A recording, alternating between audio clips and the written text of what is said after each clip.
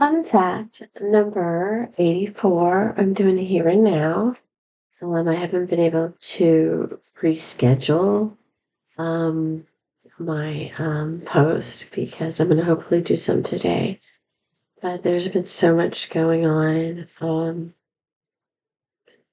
I get so deep into a lot of the information that's coming out about our world changing for the worse. I get so it's a here and now. My roommate has moved in, my daughter. Um, she's looking for a job. I'm looking for a job again. And we're hoping that all her years of schooling and hard work weren't for nothing and that she can become a teacher and be a teacher. But it seems like the rules are being changed midstream here. The rules are being changed, and they're being changed to make it impossible for people to have lives, to live their lives as they have been. I mean, my life fell apart after I left my husband because I probably should have asked for more support from him, but I just wanted him gone. And if I asked for anything, he would have found a way to be a part of my life, and I don't want him a part of my life. He was a part of my life for a long time and diminished me. He was like Trump or Felon 47, which I prefer. Um, Trump's a dirty word now. It really is. I don't even like saying it. But Felon 47, my husband was a lot like him, where, well, actually, my husband seemed like a good guy when I met him. And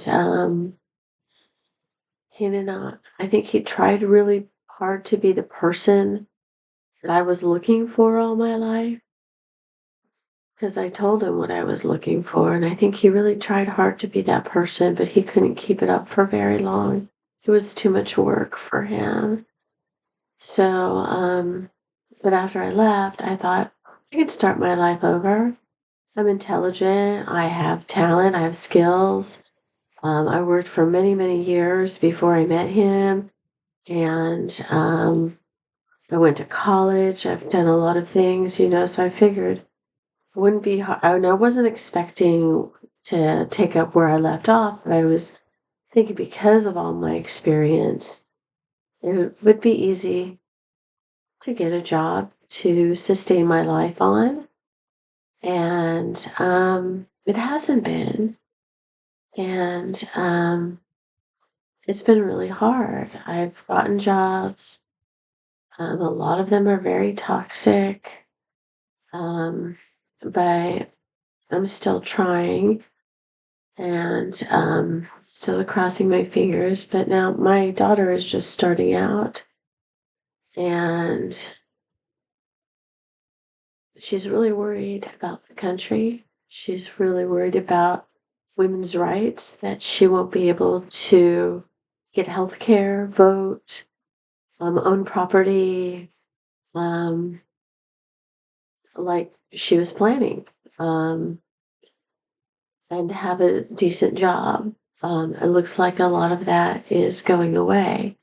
And she has worked in the schools and she works with a lot of different children, and some of them, their parents are trying to become citizens but are getting arrested when they go to their appointments.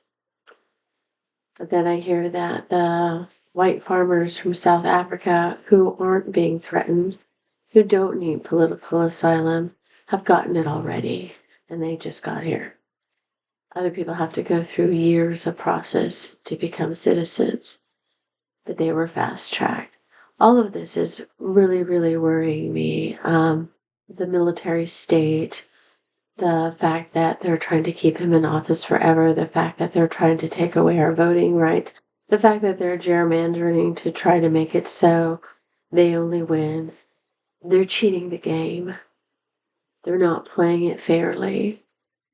And, a big part of me is fair care, aware, and balance. And right now, the balance is really off. And I think we all need to do what we can to at least retain what was. Yeah, things could have been better in a lot of ways, but what's happening now is things are getting much worse, where I'm willing to go to a protest and be killed to save my daughter's future, to save the future of all women, all people who are different. That's why I wrote my book Golden. I said, if you feel like you never fit in, you never belonged anywhere, this is for you, because I love you and I see you and you do belong. And yeah, what's going on right now is horrific. It's horrific. And if you are not using your voice and you are not going to the protests, I understand some people can't, then you need to start speaking up. You need to do something. I know I just saw something where there's supposed to be something coming up where we don't work. Well, that's easy for me, right? And you don't buy things. Well, that's easy for me too, because how are you going to buy something if you're not working? But for everybody that's working and everybody who buys stuff, there's going to be a day where they're going to ask you not to show the real power of the populace. And I hope you will do that. But there's other here and now things too that are going on. Tomorrow I'm going to go visit my mom. I haven't seen her in 6 months, since Christmas and since my dad died in early December. And it's just because it's really hard for us to get there, because it's quite a drive away, and we are really trying to survive. And she is too. I call her every day, sometimes more than once a day, to check on her. She has caregivers that she can pay for, and she's lucky that way. But she's on Social Security. She's struggled a lot to get things in order so she can live. It's like my dad, I think I've told you this, that I was there in last March before this past March, and helping her because my dad was in the hospital, and helping them. And that's one reason why I lost the job that I had at the time. And because I had to be gone, I needed to help them. I'm the only one left. And I helped her while he was in the hospital and got it all set up so he could come home, and got everything in order so he could come home, which is what he really wanted. And he died at home. Um, and she started he had long-term care, and she started to try to get the payments from the long-term care for him, for his hospital bed and his walker and his care, and the person that came in to take care of him. And it took her over a year fighting and talking to one caregiver group and another caregiver group, and trying to get the information to the long-term care and fighting long-term care. And they kept sending her forms saying she needed to fill out, which were forms she already filled out, and then sent her a form that she didn't need to fill out and told her they couldn't proceed without that form. And she goes, you don't need that form. And then they finally looked up and they're like, oh, you're right, we don't need that form. Nobody does their jobs.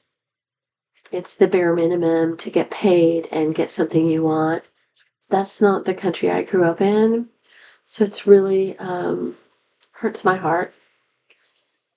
But there are positive things. I did get to go to dance yesterday.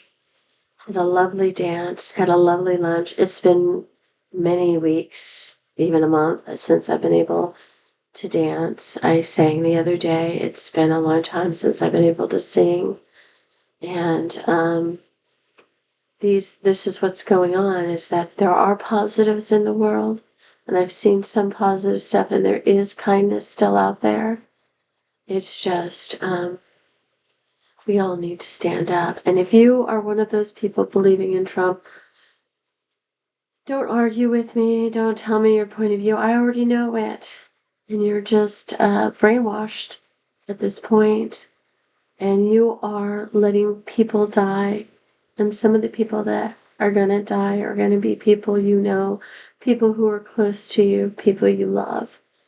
And you don't even understand that. Some people that are following Felon 47 have come to their senses because they finally have been hurt by him. But there's people dying. They are dying.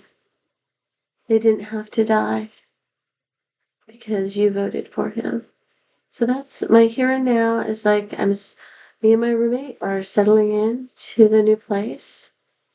And I'm trying to do the right thing in a lot of ways, but still hitting roadblocks a lot of times. I've pretty much given up on the online dating.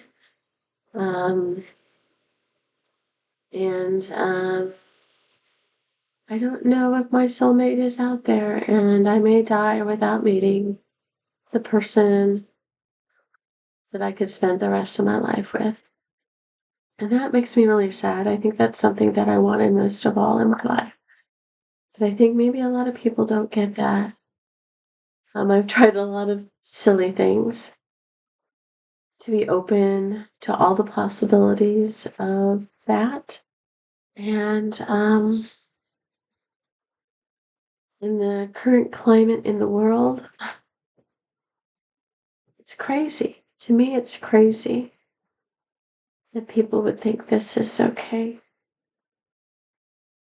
This is what the Boston Tea Party was about, taxation without representation. And here we are, but we're doing it to ourselves.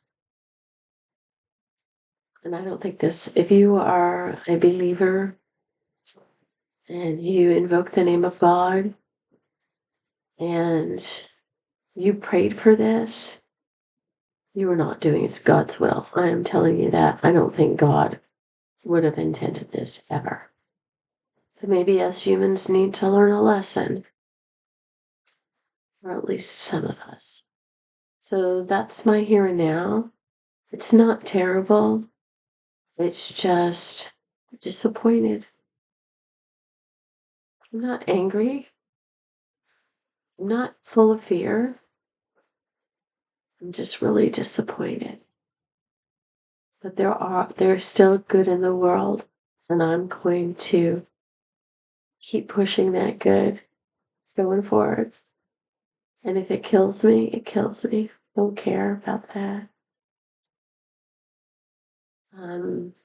Because I want a better future for my daughter and for everybody else. So, but I'm not going to sacrifice myself on a cross for you all. Nope. Never part of the plan. I don't think you deserve it anymore. And I've said it several times. Felon 47 and all his cronies can all go to hell. And that's the here and now. I hope your here and now is full of love and light and beauty and truth, and that you are using your voice to say, this isn't right. Ciao, Bellas.